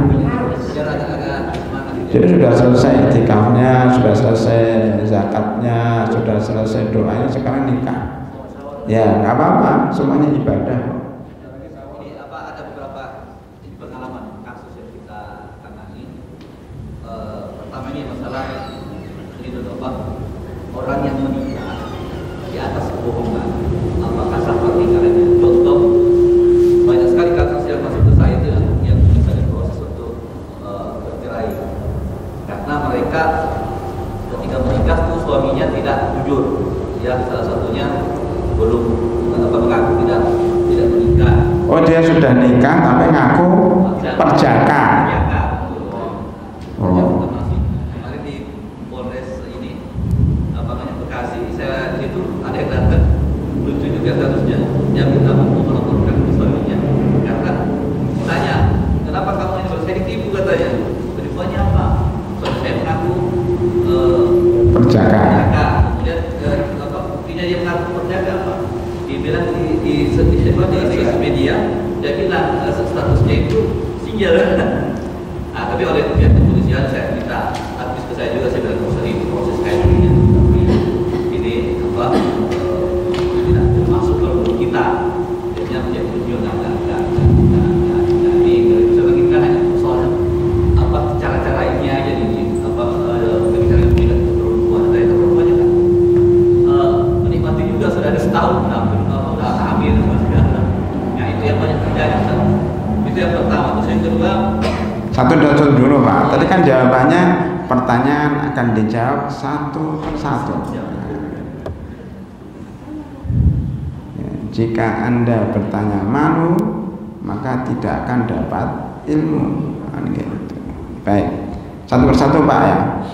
Kebohongan dalam pernikahan jika berhubungan dengan syarat dan rukun itu bisa nggak sah. Tapi jika tidak berhubungan dengan syarat dan rukun itu sah tapi berdosa.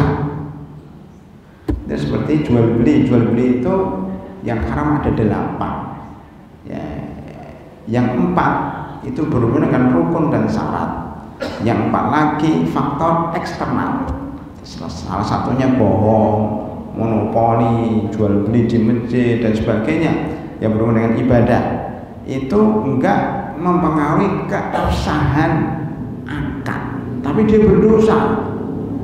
Termasuk karena jual beli dengan pernikahan hampir mirip muamalah. Kasus yang Pak Isma sampaikan itu tidak mempengaruhi syarat dan rukun, karena nikah itu sah kalau sudah memenuhi syaratnya dan rukunnya, ya ada walinya, ada mempelai laki-laki, ada mempelai perempuan, sigot akadnya, ada saksinya, itu sudah cukup.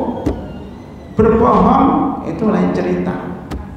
Apalagi seorang laki-laki dibolehkan nikah lebih daripada 1. Maka seandainya dia itu bohong, belum punya istri, pada punya istri nggak pengaruh, kecuali yang wanita yang berbohong. Saya ini perawan, saya ini belum punya suami. Ketika nikah dia punya suami, lain cerita. Karena syarat perempuan menikah itu kalau dia nggak punya suami. Kalau punya suami nggak boleh dinikahi, itu bisa batal pernikahannya. Ya, kalau yang punya suami adalah perempuan. Ini enggak, yang Bapak sampaikan tadi adalah yang punya istri laki-laki. Oleh karena itu pernikahannya sah, dia berdosa karena kebohongannya. Namanya apa itu? Man ghassana falaysa minna. Barang siapa yang menipu bukan dari golongan kami. Ya sudah, itu kasus benar, tidak usah diteruskan, tetapi harus jadi pelajaran ini. Laki-laki ini harus, kalau seandainya disidang kena denda aja, tapi tetap pernikahannya jalan. Itu kan cuma sebenarnya perempuan itu ada kasus dengan laki-laki itu sebagai pemicu aja, alasan untuk pisah. Dia punya kasus lain. Ya biasanya begitu. Kalau dia cinta nggak akan begitu. Kamu punya istri berapapun juga, kalau saya cinta dengan kamu silahkan, nggak masalah itu. Ya itu Pak ya. Jadi dosa tapi nikahnya sah. Ya. Yang kedua. Jadi nih Jadi ada ini juga beberapa orang yang ingin menyampaikan ke saya punya kasus mereka ya. Itu ada yang dari orang-orang yang Tabligh dan teman-teman dari yang mengatakan orang sama ISIS. Oh ya. Nah, ini proses pernikahannya juga ini. Karena mereka istilahnya dia menikah dengan seseorang yang dianggap sah. Itu ini yang ISIS ya. Itu menganggap sah itu pernikahannya itu ketika dinikahkan oleh murobinya karena apa dia katanya yang sudah sama-sama berbaiat. Ini ada beberapa kali yang berbaiat itu banyak dalam pergerakan begitu, nggak hanya ISIS aja, USUS juga begitu. ISIS, USUS, USIS itu semuanya sama. Jadi itu yang beberapa kali timbul masalah, termasuk kalau ini dari Makassar. Itu sampai setelah istrinya hamil karena tidak sepengetahuan orang tuanya akhirnya saling bunuhan. Ya, itu tetap terus. Kalau teman-teman dari Jemaah Tabligh keadaannya ini memperbudak. Udah. Kalau biasanya kan gini, yang mau taat juga saya kan dia istrinya mau, calon perempuannya mau dinikahi jadi istri kedua atau ketiga. Tapi kan keluarganya tidak mau. Nah, mereka mengakalinya lagi, udah mau jadi di tempat tinggal di Jakarta, udah mereka nikahnya di Bogor. Katanya dalam perjalanan jauh, jadi menikahkan cukup ke hakim, wali hakim. Itu apa Baik. Ini ya, pertama ini pembahasan dengan wali hakim. Al-hakimu waliyun man la waliyalah. Ya. Hakim itu wali bagi yang tidak punya wali.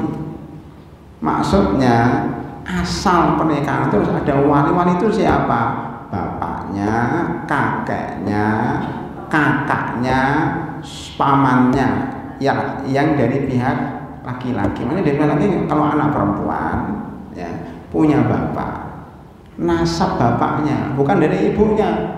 Jadi ibu dari perempuan itu nggak punya peran dalam pernikahan anaknya. Jadi pahami Pak ya, jangan salah paham ya. Yang punya saudara, yang punya ibu, saudara ibu nggak dianggap. Ya. Saudara ibu tidak punya wewenang untuk menikahkan anaknya. Ini saya contohkan ya.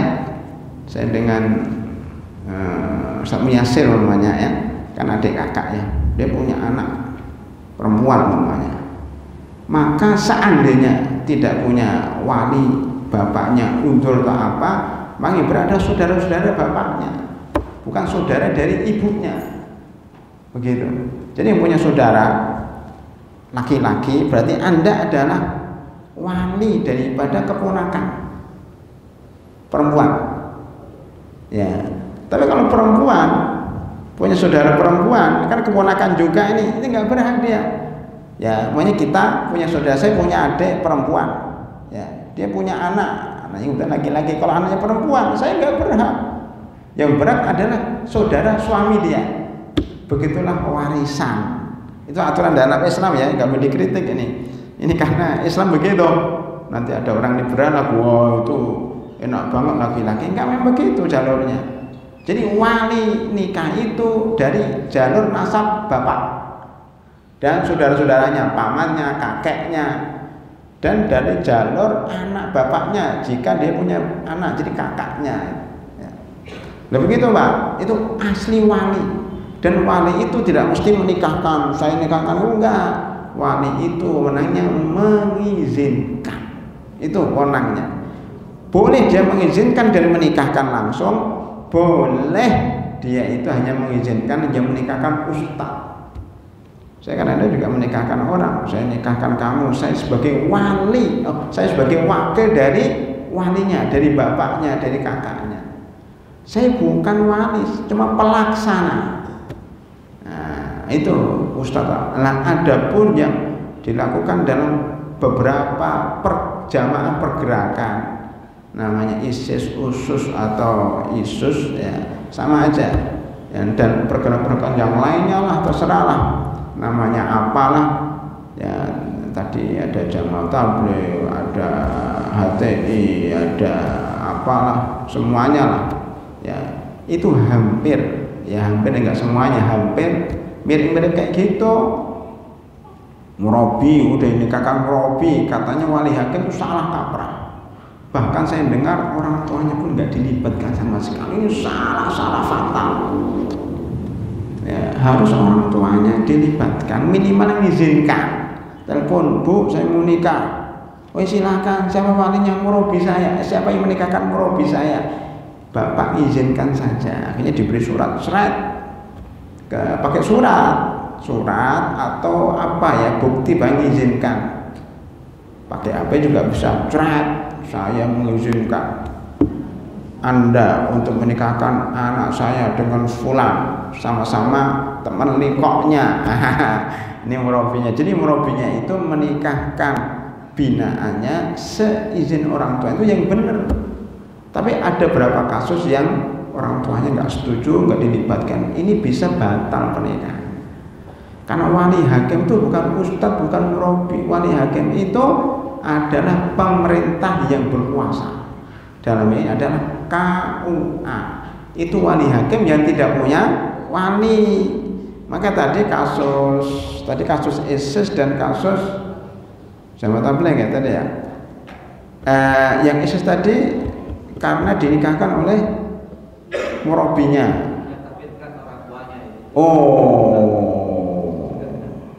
Mengkafirkan orang tuanya. Jadi orang tuanya nggak sah jadi wali karena kafir, karena tidak baiat dengan ya.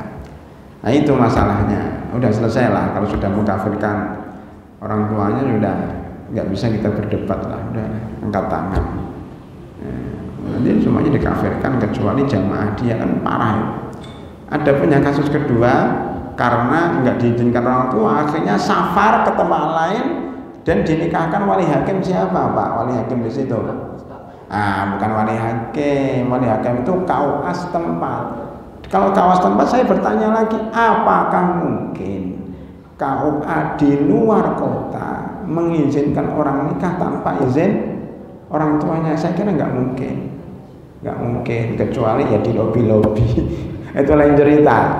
Kalau ustadz tidak mewakili wali hakim, kecuali dia ada izin daripada orang tuanya. Gitu Pak ya. Ini kasusnya banyak ini. Bagi yang sudah menikah karena dinikahkan ustadz, itu kalau bisa diulangi nikahnya. Ya, mungkin ada di sini barangkali. Gimana cara mengulangi? Tinggal izin sama orang tuanya. Bapak ridho nggak saya nikah dulu dinikahkan oleh ustadz saya? Oh udah saya ridho, berarti sudah. Gitu aja, minta ridho orang tua. Ada yang kayak gitu? Udah cukup. Oh, tadi 2 lembar, itu lembar kedua apa itu?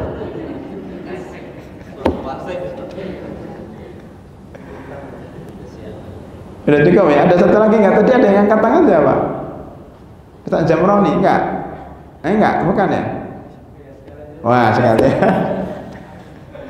ya. Terakhir ya, ini jam 7 selesai insyaallah ya.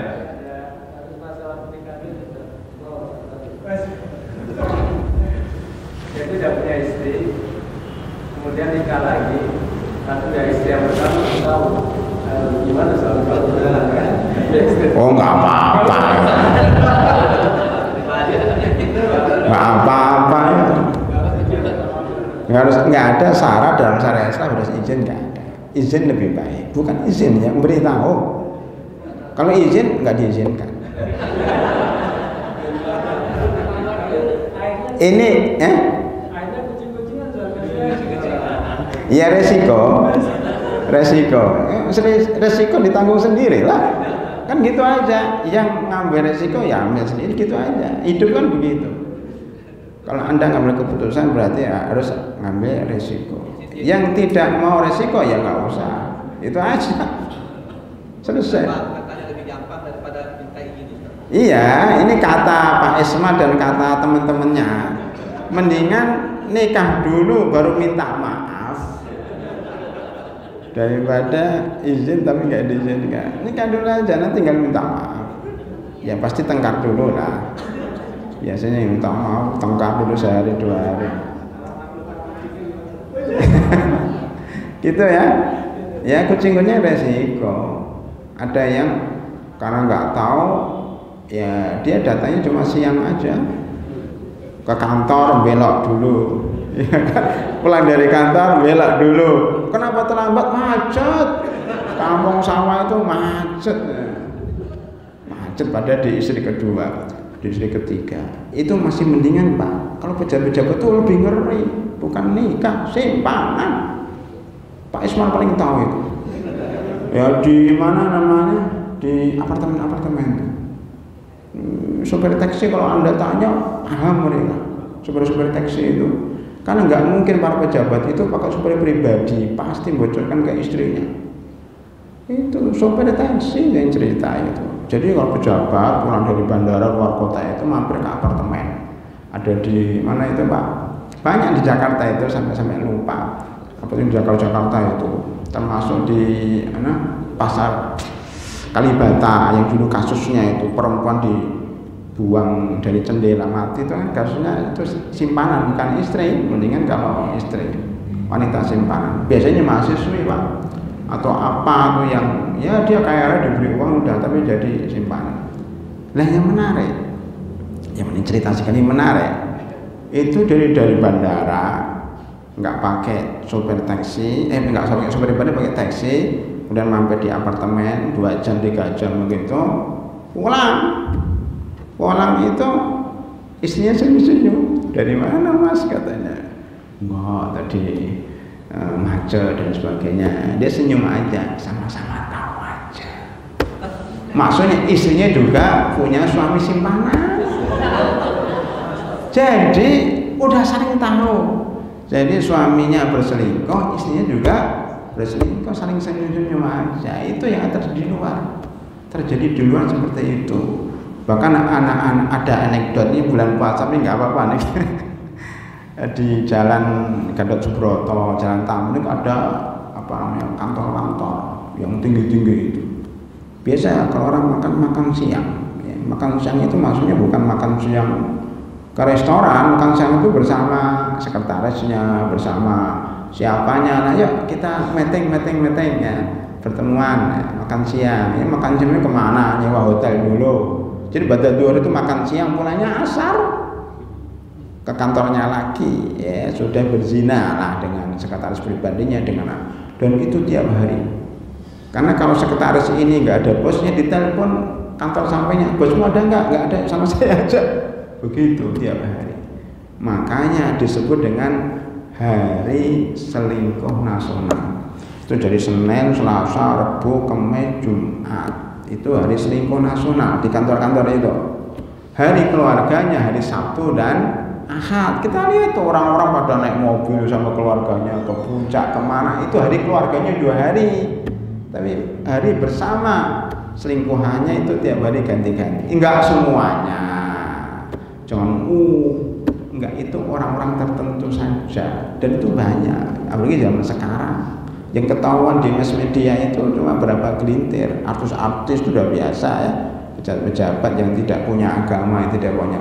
Tapi yang baik lebih banyak, ya, masih banyak yang baik-baik. Cuma itu terjadi fenomena, kita harus tahu itu. Makanya kadang-kadang orang ya begitu, daripada berzina, daripada mendingan nikah secara syar'i, terhindar dari perselingkuhan semacam itu. Ngeri di luar itu, ngeri. Saya kira itu jawabannya. Jadi tidak harus izin, lebih baik izin, karena itu urusannya dengan anak, dengan saya ada cerita dari Pondok Kelapa itu, ceritanya menarik banget. Dia punya istri 2. Istri pertama punya anak 10, istri 2 punya anak 9. Tidak ada yang tahu. Istri pertama dan istri 2 nggak ada yang tahu. Ini WA yang baik. Terus tapi yang menariknya kan anaknya laki-laki perempuan, yang satu 11 yang satu 9, ya kan? Perempuan laki-laki. Apa dia bilang? Anehnya anak laki-lakinya tahu semua, anak perempuannya nggak ada yang tahu. Ditanya kenapa kok anak laki-laki tahu, anak perempuan ini urusan laki-laki kata, bukan urusan perempuan. Maksud saya bahwa walaupun istri pertama istri 2 nggak tahu, minimal keluarga laki-lakinya harus tahu. Karena nanti kalau dia meninggal dunia, itu kasusnya orangnya sudah meninggal dunia baru ketahuan. Yang bocorkan anak laki-lakinya, pembagian warisan, nasab. Jangan sampai anak ini laki-laki ketemu dengan anak perempuan ini, kemudian saling cinta menikah. Dan itu ada yang bertanya kepada saya, Ustaz, boleh enggak anak laki-laki dari istri pertama menikah dengan anak perempuan dari istri kedua? Ya enggak boleh, kan beda ibu. Ya beda ibu tapi satu bapak. Nah itu enggak boleh terjadi oleh itu. Bertanya ke saya. Kemudian saya sampaikan, kalau anak perempuan dari istri kedua itu berasal dari suami yang pertama, itu boleh, walaupun ini istri kedua. Jadi istri pertama ini punya anak laki-laki, dia menikah dengan seorang janda yang punya anak perempuan bawaan, maka dibolehkan anak yang laki-laki menikah dengan anak istrinya dari suami lain yang punya perempuan. Bahkan dibolehkan bapaknya menikah dengan ibunya, anaknya kan udah dewasa menikah dengan anaknya ibu ini. Walimahnya jadi satu, dua pernikahan, bapak dengan ibunya, anak dengan anaknya. Itu dibolehkan karena nggak ada hubungan nasab. Jadi gitu ya Pak Jamroni ya, bahwa penting kita beritahu tidak harus sama ibunya, minimal sama anak laki-lakinya, supaya nanti kalau meninggal atau kedepannya tidak kisruh dalam pembagian warisan dan tidak kisruh dalam nasab. Karena itu bapak yang meninggal itu punya tanah, jadi masing-masing dari 9 dan 10 ini masing-masing sudah diberi tanah kaya raya dia. Nah itu penting Pak, kalau nggak gitu nanti warisan dan nasabnya bisa bermasalah. Maka sebaiknya memberitahu minimal kepada anak laki-lakinya. Gitu ya, ada rencana ke situ? Baik, saya kira sudah cukup jam 7, mudah-mudahan bermanfaat. Saya tidak tahu ini hari terakhir atau tidak. Besok kira-kira para jamaah masih ada di sini? Sama masih ya, tanggal 30 terakhir. Ya mudah-mudahan kalau memang masih, dan kita bisa hadir menyelesaikan 30 hari bulan Ramadan. Lebih kurangnya mohon maaf. Kita tutup dengan doa kafaratul majlis. Subhanakallahumma bihamdika asyhadu an la ilaha illa anta astaghfiruka wa atubu ilaik. Assalamualaikum warahmatullahi wabarakatuh.